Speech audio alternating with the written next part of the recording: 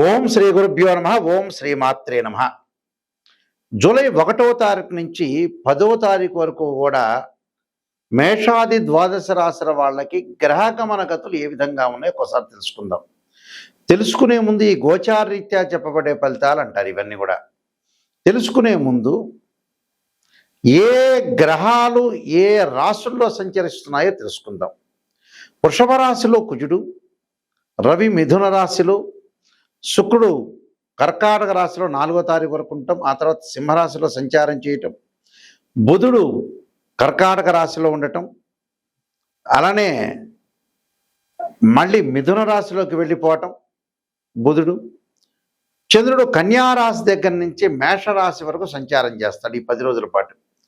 గురువు కర్కాటక రాశిలో, శని మీనరాశిలో, రాహు కుంభరాశిలో, కేతు సింహరాశిలో.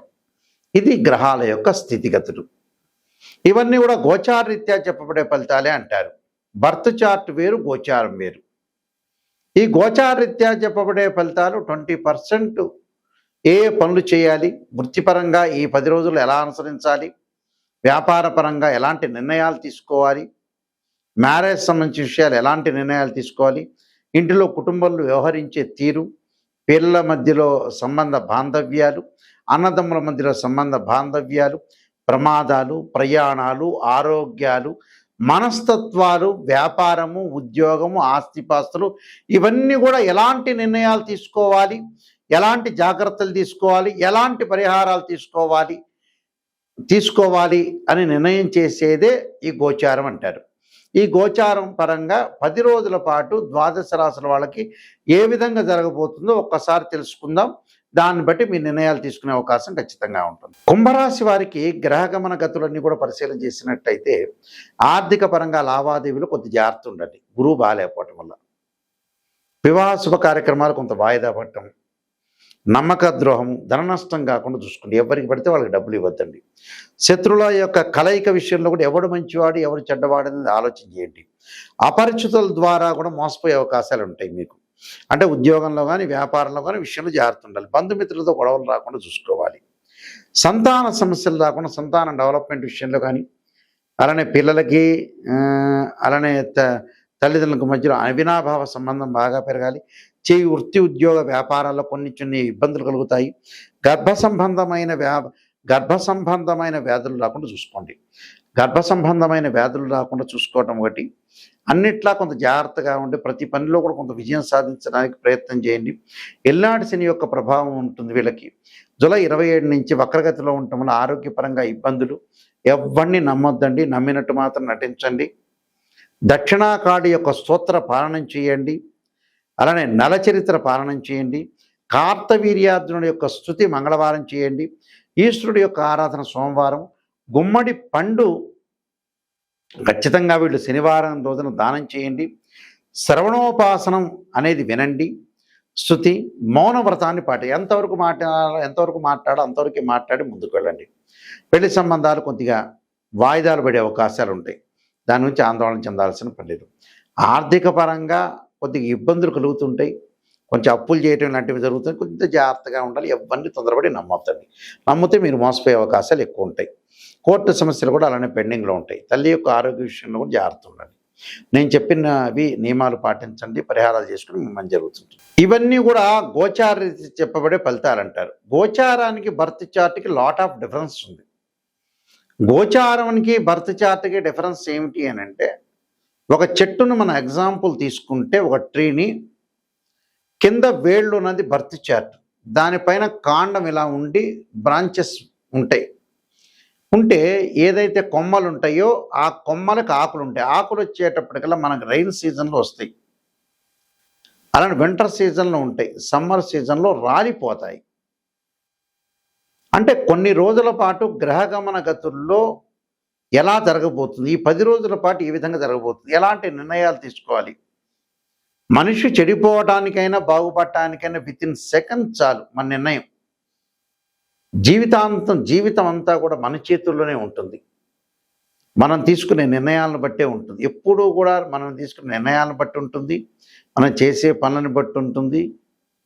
ఆ నిర్ణయాలు ఎలాంటి నిర్ణయాలు తీసుకుంటాం, ఎలాంటి లోపాలు ఉన్నాయి మన జీవితంలో, ఆ లోపాలను సవరణ చేసుకుని ముందుకు వెళ్ళాలి. అంటే ఆ 10 రోజుల్లో చెడిపోవడానికి అవకాశం ఉంటుంది, బాగుపడటానికి అవకాశం ఉంది. అందువల్ల గోచారాన్ని అనుసరించండి అంటారు. బర్త్ చార్ట్ ఏంటంటే life long protection. Life long protection అంటే బర్త్ చార్ట్లో రాశిచక్రము, నవాంశము, దశమాంశము, ద్వాదశాంశము, సప్తమాంశం, త్రింశాంశం, అలా ఇలాంటి 16 లగ్న కుండల్ని మ్యాథమెటికల్ అనాలిసిస్ చేసి చెప్పేది బర్త్ చార్ట్.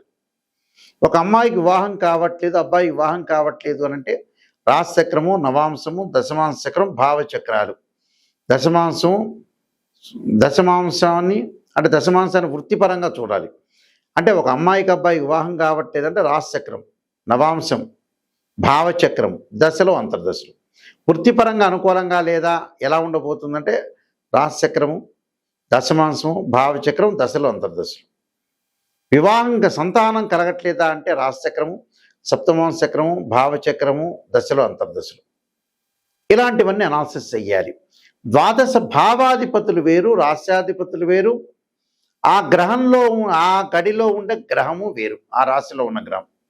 ద్వాదశ భావాధిపతులు అంటే ఎప్పుడైనా సరే ఇంటి ఓనర్ అని అర్థం. రాశ్యాధిపతి బిల్డర్, ఆ ఇల్లు కట్టించినవాడు. అక్కడ ఆ గడిలో ఉన్న గ్రహం ఏంటంటే టెనెంట్, రెంట్కుంటున్నారు అని అర్థం, టెనెంటు అని అర్థం. అంటే ఈ మూడింటిని కూడా అనాలిసిస్ చేయాలి. తనుభావానికి రవిధిపతి, ద్వితీయ భావానికి గురువు అధిపతి, తృతీయ భావానికి కుజుడు, చతుర్థ భావానికి చంద్రుడు బుధుడు, పంచమ భావానికి గురువు, షష్టమ భావానికి కుజుడు, సప్తమ భావానికి శుక్రుడు. అంటే ఇలాంటి భావాలన్నీ కూడా మనం అనుసరించి ముందుకు వెళ్ళాలి. భావాధిపతులు, మళ్ళీ రాస్యాధిపతులు, టెనెంట్, ఈ మూడింటిని అనాలిసిస్ చేయాలి. ఉచ్చలు, నీచలు, దృష్టి, జాతకంలో సర్పదోషాలు, కాలసర్ప దోషాలు, పునర్భవ దోషాలు, అలానే కుజదోషాలు, శుక్రదోషాలు, మాంగళిక దోషాలు, ఎలాంటి దోషాలు ఉన్నాయి వృత్తిపరంగా, ఉద్యోగపరంగా, అలానే వ్యాపారపరంగా, సంతానపరంగా, అలానే వివాహము, ఇలాంటివన్నీ ఆస్తిపాస్తులు ఎలా ఉండబోతున్నాయి, అన్నదమ్ముల మధ్యలో సఖ్యత, బంధుమిత్రులతో కలహాలు, బంధుమిత్రుల సఖ్యత, ఇలాంటివన్నీ కూడా ఇవన్నీ కూడా ఎలా తెలుసుకుంటారంటే డివిజనబుల్ చార్ట్ 16 ఉంటాయి. ఆ 16ని మ్యాథమెటికల్ అనాలిసిస్ చేసి మాత్రమే చెప్పగలుగుతాం. దానికి దశలో అంతర్దశ, సూక్ష్మ దశలు, ప్రాణదశలు కేవలం రాశిచక్రం ద్వారా చెప్పలేము.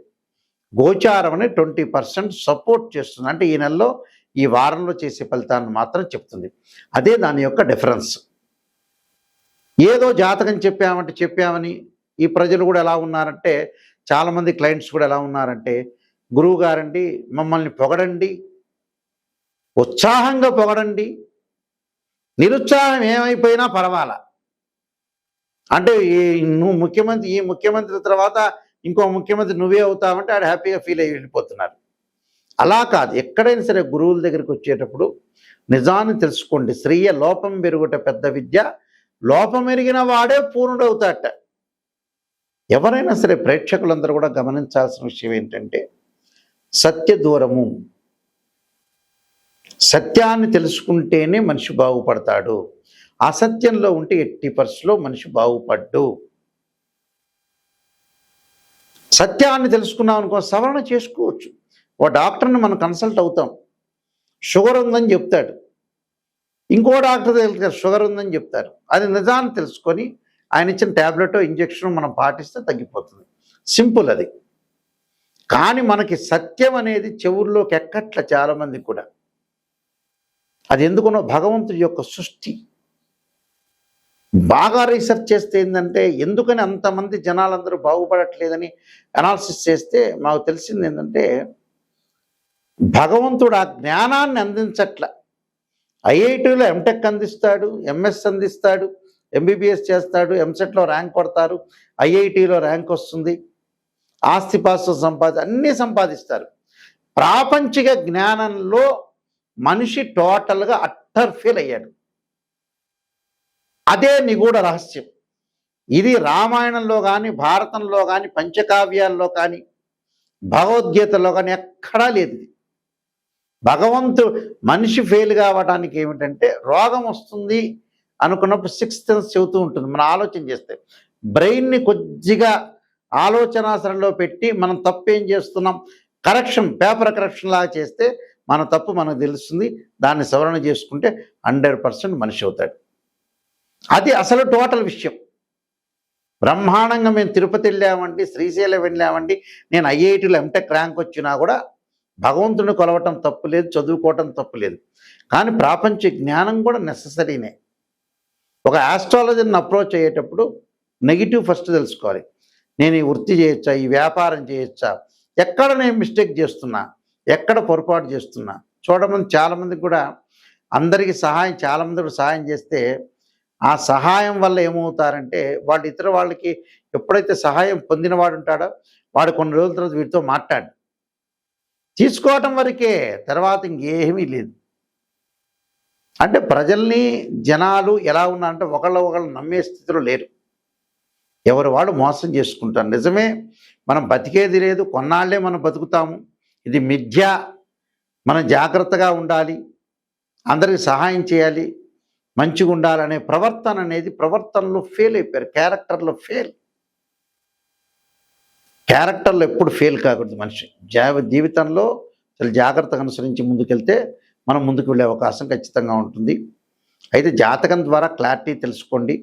నేను కాలసర్పయోగము, కాలసర్పయోగ చంద్రిక, రాహుకేతులు, ఛాయాగ్రహాలు, పుత్రగణపతి వ్రతము, స్వప్నశాస్త్రము, సర్వదేవతా గోత్రపరులు పార్ట్ 1, పార్ట్ 2, జాతక చంద్రిక, వివాహ మార్తాండము, నవగ్రహ దోషాలన్నీ కూడా తొలగిపోవటానికి 12 మహావిద్యల యొక్క స్తోత్ర పాలనాలు, బృహత్ పరిహార Sindhu, production of astrology, transit results, ఇలాంటి నెంబర్ ఆఫ్ బుక్స్ రాశాను.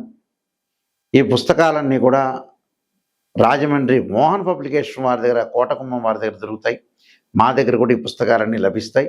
నిజాన్ని తెలుసుకోండి. నిజాన్ని తెలుసుకుంటే ఖచ్చితంగా మీరు బాగుపడినట్టే. మా వెబ్సైట్ చూడండి, www.nayakanti.com.in అనే వెబ్సైట్ చూడండి. స్క్రీన్ మీద స్క్రోలింగ్ అవుతున్న నెంబర్ ఉంటుంది, ఆ నెంబర్కి నాకు ఫోన్ చేయండి. ఫోన్ చేసి మీరు ఏదైతే ఉంటాయో మీరు తెలుసుకోవాలనుకుంటున్నారో జాతకాన్ని నాకు ఫోన్ చేయండి. పర్సనల్గా నా దగ్గరికే వస్తుంది ఆ నెంబర్ అనేది. నిజాన్ని తెలుసుకొని మీరు ముందుకు వెళ్తే మంచి జరిగే అవకాశాలు ఖచ్చితంగా ఉంటాయి.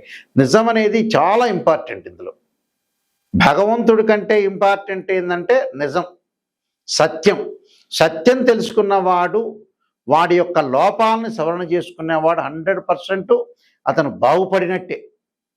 అందువల్ల ఇలాంటి విషయాలు గమనించండి. అవన్నీ కూడా జాతకం ద్వారా తెలుస్తాయి. ఎలాంటి విషయాలు ఎలా నిర్ణయం చేయాలి, ఎలాంటి విషయాలు చెప్పాలి, ఎలాంటి విషయాలు చెప్పకూడదనే విషయాలు క్లారిటీగా తెలుస్తుంది. కాబట్టి మీరు జాతకాన్ని తెలుసుకోవడానికి ప్రయత్నం చేయండి. ఇంటి ప్రకారంగా కూడా వాస్తు కూడా ఎలా ఉంది అనే ప్రయత్నం కూడా చేయండి. మీ అందరికీ కూడా శ్రీ పరమేశ్వరి యొక్క కరుణాకటాక్ష లభించాలని ఆశిస్తూ సర్వే జనా సుఖినో భవంతు.